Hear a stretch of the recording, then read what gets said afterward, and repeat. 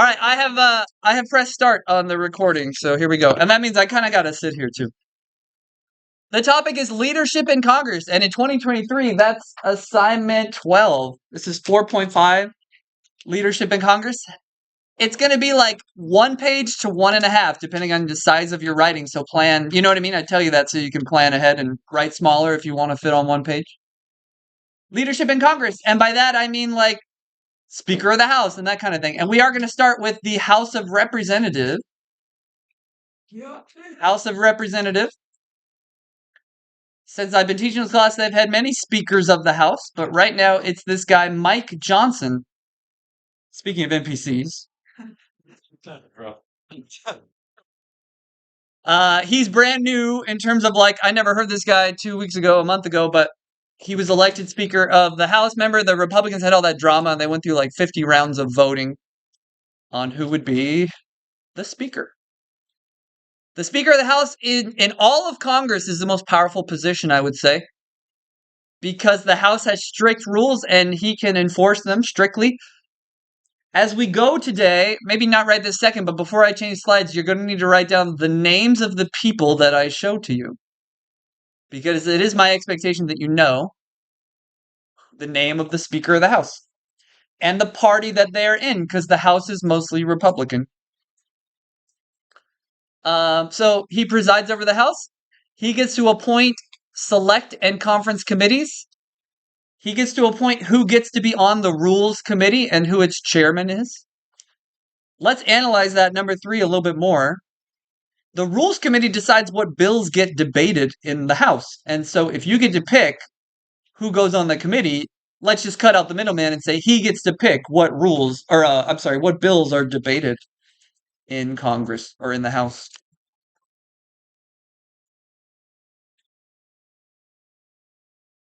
He assigns bills to committee. He is second in line for the president after Kamala Harris. And he's probably on TV he's still brand new and I barely see him, but he's probably on TV the second most of any person in government after Biden.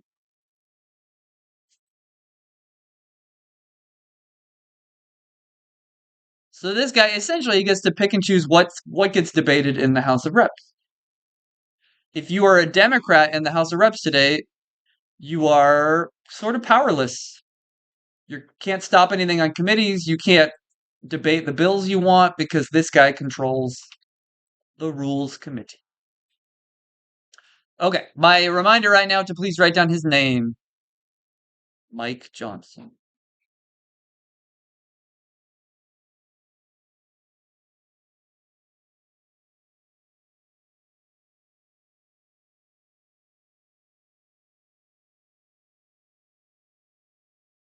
Yes. You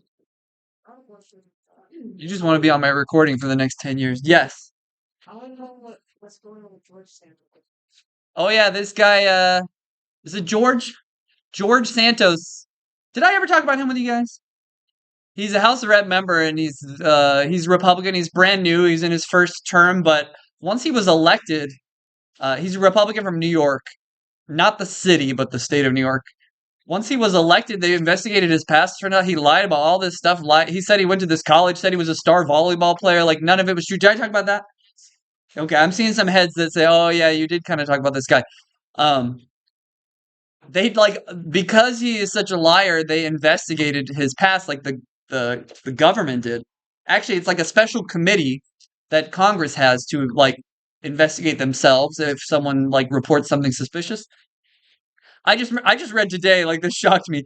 He used campaign funds that were donated to get Botox treatments and buy subscriptions to OnlyFans. That's wild. On top of that, I mean, there's just a bunch of stories. This guy's crazy. He's super weirdo. When he was running for Congress, you know how they do these, like, nonprofit kind of, like, get publicity things? He did an animal adoption drive, which is fine. Except he would like go, like he would shop around for like special dogs. Did I say this before?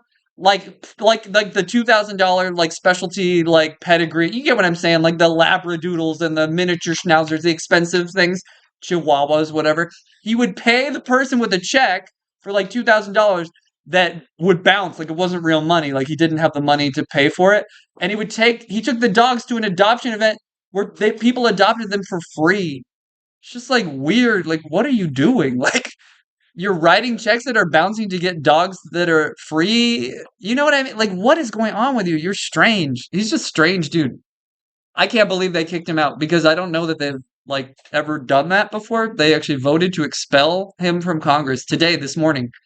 I'm happy they did it. They should have done it, but I'm shocked that they did it because nobody wants to like hurt their team, right? And so he is Republican, and they have a very slim majority, and now it's even slimmer because they have kicked him out.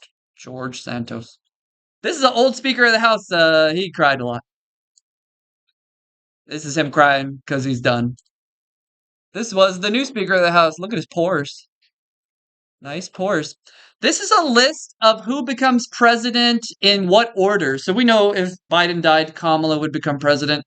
But if they both died at the same time, the Speaker of the House would be president. It's no longer Nancy. Nancy was Speaker of the House, if you know who that is, for a long time. And it goes down the list. Little fun government trivia. Have you ever heard of designated survivor before? So these 17 people, these are the next in line for the presidency. Let's say they're going to have a big Christmas party, and they do this stuff, big balls, big gathering, and then they randomly draw a name, and they'll tell like number 12, Secretary of Health and Human Services Xavier, you're not invited to the big Christmas party because we can't all be in the same room, because what if someone blows up the Christmas party? Someone has to be president. So they send Xavier to a hotel and then lock him away for like 10 hours and say, sorry, you can watch it on TV or something, you know. Kind of interesting. That's called Designated Survivor. There's a show on Netflix where somebody does blow up. You know what I'm talking about? Someone does blow up. So I never watched it. You want to see some what? Oh, you watched it. Oh, did you like it? Yeah, like it's cool when you watch. No, I know it is true. In a way, I wish I could like make it homework, like watch some political show because oh, Why can we make that homework? make that homework. Here's a show. I'm recording this. I'm gonna get myself in trouble, but season 1 and 2 of a show called House of Cards on Netflix are very good. It was one of those shows that went 5 or 6 deep, and it wasn't good by the time it was done. But season 1 and 2 are really good. The actor, though, is Kevin Spacey, and was accused of being a pedophile, and so it's very complicated. Never found guilty in court, but 30 people said he's a pedophile. Anyway, Kevin Spacey, good actor. I'm sad that he is a pedophile. That sucks. I mean, what's the word? What's the word for when they're not convicted yet, but you're starts with an A, I think. Alleged, thank you. Alleged was what I was looking for, yeah. Anyway, he's an alleged pedophile. Alleged. Okay, in the House, we also have a majority leader and a minority leader.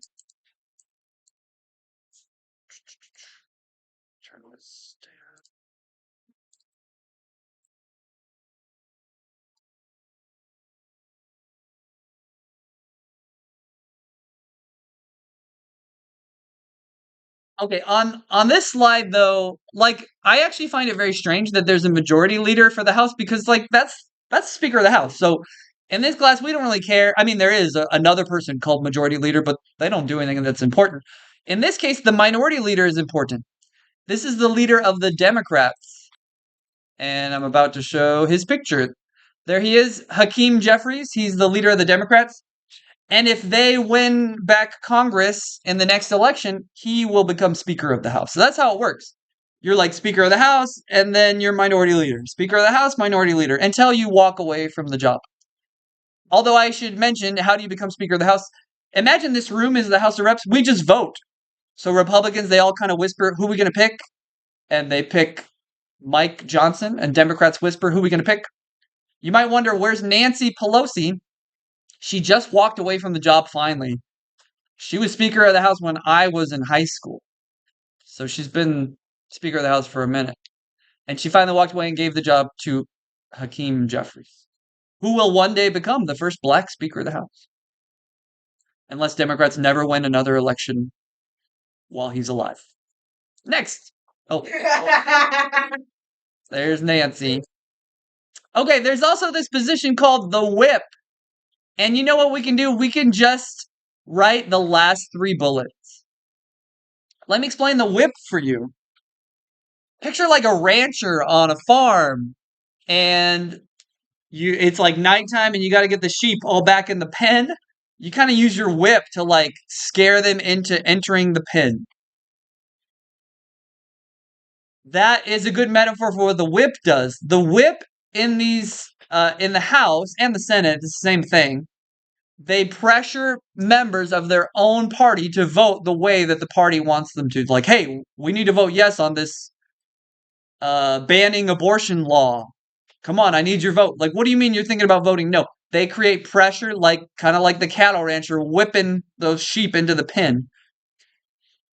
Just so you know, nothing gets voted on in Congress where they don't already know the outcome. So, like, if they don't have enough votes, they'll just cancel the vote. It's not like they're not finding out for the first time when people are voting. They've already been on the phones keeping tally on a whiteboard, so they know what to expect. It's very embarrassing if you try to pass a bill and it fails. That's why that Speaker of the House drama was so crazy, because they tried like 50 times to pick people and failed. And you don't see that happen very much in Congress. They usually know what they're going to do. They know the outcome.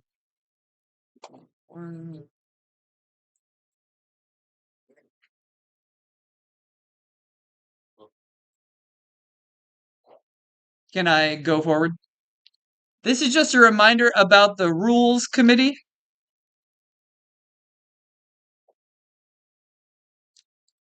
And that they are like a traffic cop. And I told you they set the agenda, they set the calendar.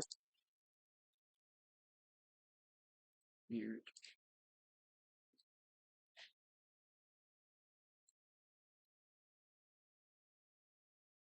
And I did mention the other day that they decide how a bill will be debated, whether it will be debated with an open rule or a closed rule.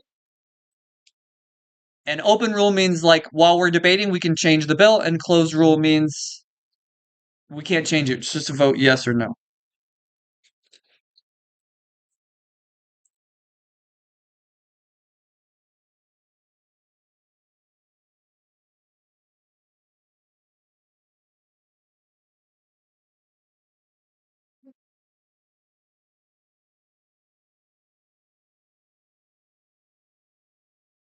Give you another minute here.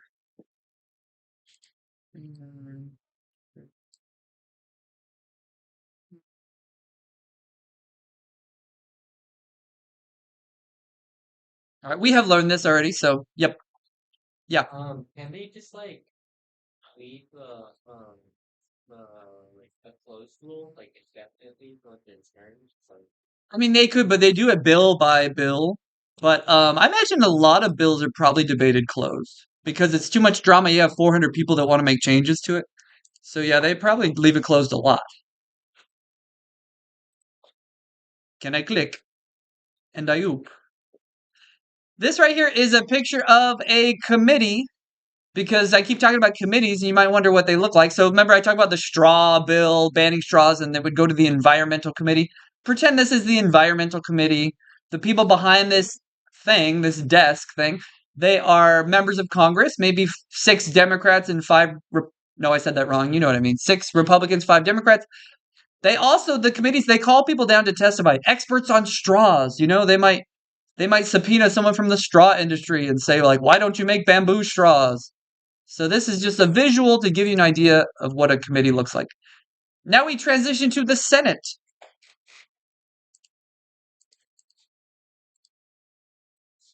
You can tell it's the Senate because they got little desks. They got a better setup than the House does. All right. According to the Constitution, the leader of the Senate is the Vice President, Kamala Harris.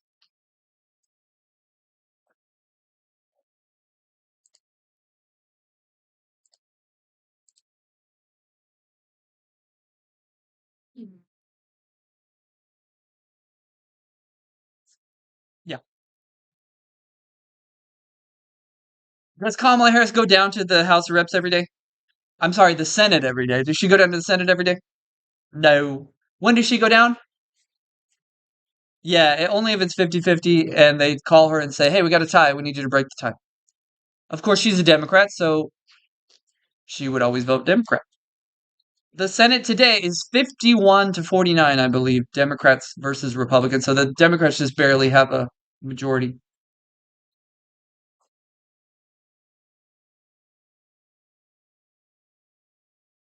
Now, one of the things I want to emphasize to you is that a lot of the stuff is in the Constitution, a lot of stuff is not in the Constitution. So, like, Speaker of the House in the Constitution, Minority Leader and the Whip and stuff not in the Constitution. Vice President, Leader of the Senate, yes, in the Constitution. This next one, oh, Mike Pence. former Vice President Mike Pence. Nice pores, Mike. Do you think he thinks about the afterlife? Oh, wait, did we write down Kamala Harris, Democrat? I would like to do that.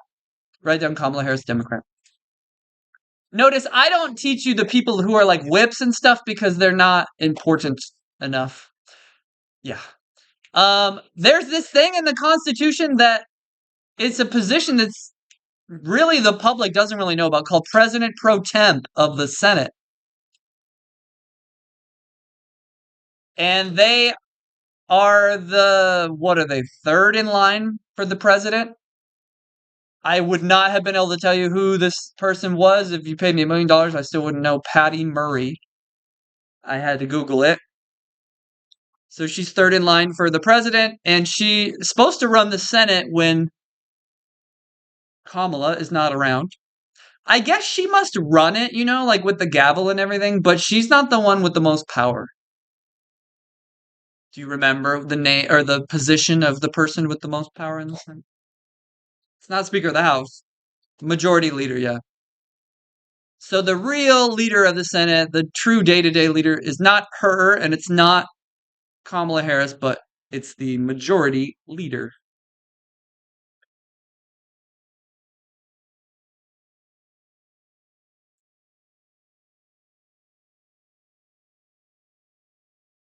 Okay. ¿Listos, clase? Boop. All right. This is the true leader of this. Look at that Riz, by the way. The true leader of the Senate. His name is Chuck Schumer. I don't care if you didn't get the lady's name. What was her name? Murray? Patty? Patty Murray? It's okay. She's the one picture I show that I don't care if you write it down. Because if I don't know it, you don't need to know it. This is Chuck Schumer. He is the true leader of the Senate. He's the majority leader. Is he Democrat or Republican? Democrat because they have a little bit more seats. Is he as powerful as the Speaker of the House? No, but he's got a lot of power, but not quite to the level of the Speaker of the House. He cannot, for instance, he cannot stop a bill from reaching the floor. The Speaker of the House can. That is a study guide question. It's like the last question on committees. And I guess I don't answer it on the lecture. So the answer to that study guide question, the majority leader or the Senate lacks the ability to stop bills from reaching the floor. What number is that on? It's on committees. 10. Number 10 on committee study guide is they lack the power to keep bills from reaching the floor. And this guy right here, Mr. Riz, he is on TV the second most or third most, kind of like tied with the Speaker of the House after the president. Yep. He was minority leader of the House. He will, one day be Speaker of the House. So in that, I was still talking about the House when I was talking about Hakeem.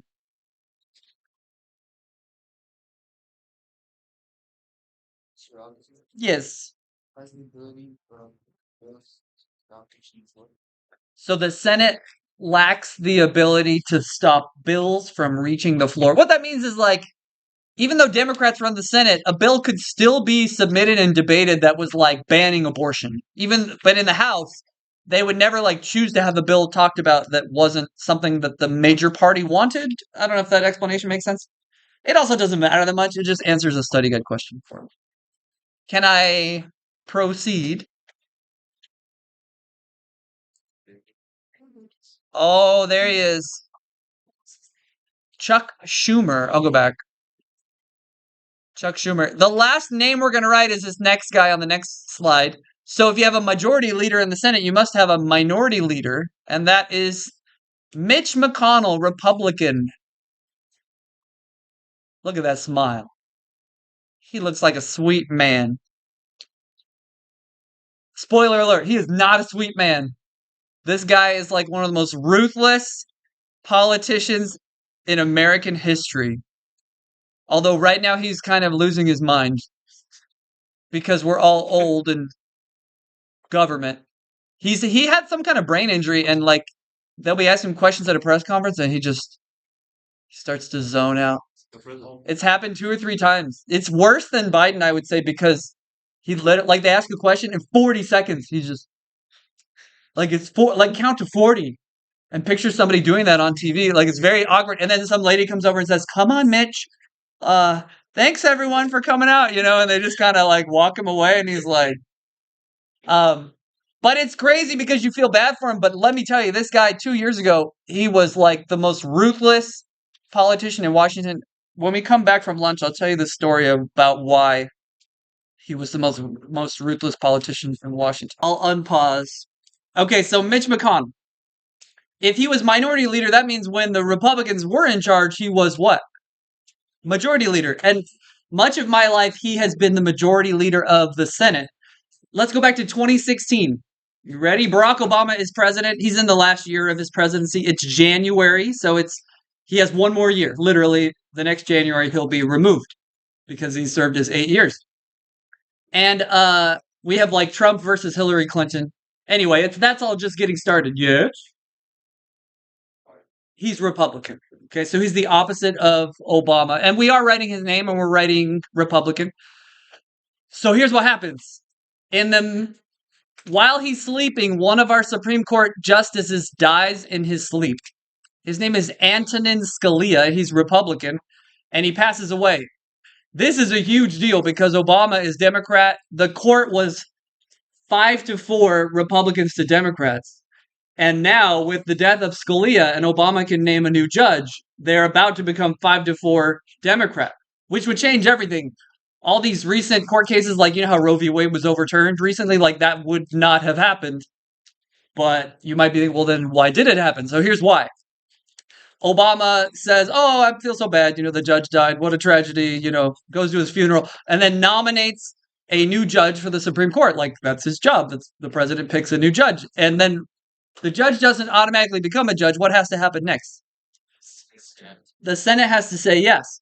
Well, the turtle, I call him the turtle because he kind of looks like a turtle. We can look at the next slide and you can kind of see it. So the turtle, I'm telling you, this guy's the most ruthless guy in politics. He receives the letter, like, "I've nominated this judge. I would like you to, like, debate and interview and confirm." And the turtle says, "No, I'm not going to do it." And Obama's like, "What? What are you doing? You got to do it. This is how it works. The judge dies. I nominate a new one." And the turtle says, "No, I'm going to make a new rule. If it's an election year for president, we'll wait until after the election to confirm the judge." And Obama's like, "This is unheard of. No one's ever done this before. You're making new rules. This is insane." Meanwhile, me at home, I'm like, this seems dumb because all the polls said that Hillary was going to win. You might remember that, like, it was a shock that Trump won because the polls all had Hillary, like, every single poll, she was winning. Although towards the election, it started to tighten up. But she still had like 80% chance of winning on election night. So, but it worked. And Trump won. And the turtle confirmed Trump's judge like right away. The Democrats were pissed, actually. They tried to filibuster the judge. They were like, "This is unacceptable. Like, you wouldn't pick Obama's judge. You wouldn't confirm them. We're going to filibuster the judge." And then the turtle voted to have no more filibusters for judges. So now there is no more filibusters for judges, which is interesting. Okay, well, all right, that was a power play. Good for you, turtle. It worked out. Like, way to go, I guess. As long as we honor the new rule, then everything will be fine. Maybe some of you know where this is going. So, by the way, the court stayed Republican when it would have switched to Democrat. Now we got Trump as president. two judges retire while Trump is president. They're both Republicans, replaced with Republicans. That's called strategically retiring because you kind of wait until you get what I mean. You kind of wait till the president matches you, and then you say, "Okay, I'm going to retire." But there's a Democratic judge, and she's little tiny. Remember the video I showed? Remember the video of the old person I showed earlier today? She looked like that, not quite, but she was like in her mid 80s. Ruth Bader Ginsburg. She was cuter. She weighed like 80 pounds. I could pick her up with like my right arm. She was a super liberal, women's rights, gay rights, abortion rights, and she died in October of the election year. Okay, so like Obama's was January. This is October. She passed away. Little Ruth. And the nation, well, the Democrats said, okay, well, you got to honor that rule, right? It's an election year. You need to wait until at this point, we don't know it, but Biden will become president. And the turtle said, oh no, I would like to vote on the judge like tomorrow. And so he rushes through this new judge so quick and breaks his own rule that he had made. That's ruthless. He basically got 2 seats on the court that they wouldn't have had. I mean, and the court is so powerful. We learned in this class how many important decisions they make that last forever. And just like that's what makes the turtle the most ruthless man in politics. And when Ruth Bader Ginsburg died, we were ruthless. There you go. It's a little joke. It's just a little Ruth humor. Raise your hand if you know who Ruth Bader Ginsburg is when I say, okay, because she was very well known, popular judge. Some student got me her bobblehead is in the window. Little tiny Ruth. She's cute. Oh, he's got some pores too. Okay, the filibuster. I don't know how much notes we need to take on it because we're pretty solid with it, but instead of showing you all this stuff, I mean, I guess I could, but let me just say, don't write it all down. You write down when you need to. Let me explain it. Any fact I say that you don't know, you should write down.